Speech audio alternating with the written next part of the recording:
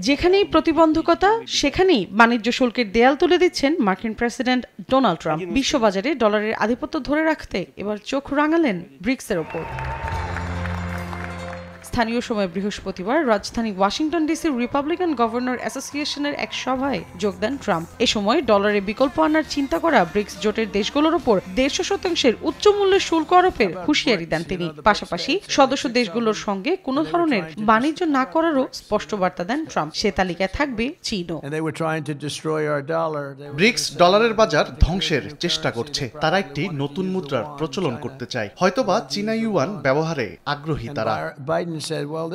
যদিও ট্রাম্পের এ হুঁশিয়ারির পর এখনো কোনো প্রতিক্রিয়া জানায়নি ব্রিক্সের সদস্য দেশগুলো। পশ্চিমা বলয় থেকে নিষ্কৃতি পেতে বিকল্প অর্থনৈতিক জোট হিসেবে ব্রিক্সের জন্ম। 2023 সালে ডলারের পরিবর্তে নতুন অভিন্ন মুদ্রা প্রচলনের প্রস্তাব করেন ব্রিক্সের সদস্য দেশ ব্রাজিল, চীন, ভারত, রাশিয়া ও দক্ষিণ আফ্রিকার নেতারা। আর সেখান থেকেই সূত্রপাত ব্রিক্স ও যুক্তরাষ্ট্রের সরাসরি দ্বন্দ্বের। শুধু ব্রিক্সকে হুঁশিয়ারি দিয়ে ক্ষান্ত হননি ট্রাম্প, টিপ্পনি কাটেন কানাডাকেও। বলেন অটোমোবাইল, তেল, গ্যাস সহ পুরো দেশের 95% পণ্য তারা যুক্তরাষ্ট্র থেকে নেয়। সে হিসেবে কানাডা যুক্তরাষ্ট্রের 51তম অঙ্গরাজ্য হয়ে গেছে বলে দাবি করেন তিনি।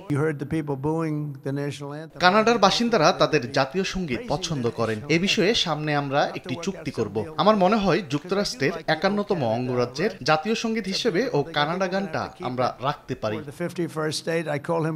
একই দিন মার্কিন শিক্ষা ব্যবস্থা নিয়েও কথা বলেন ট্রাম্প। নরওয়ে, ডেনমার্ক এবং সুইডেনের মতো যুক্তরাষ্ট্রের শিক্ষা ব্যবস্থা অনেক ভালো হবে বলে আশ্বাস দেন তিনি।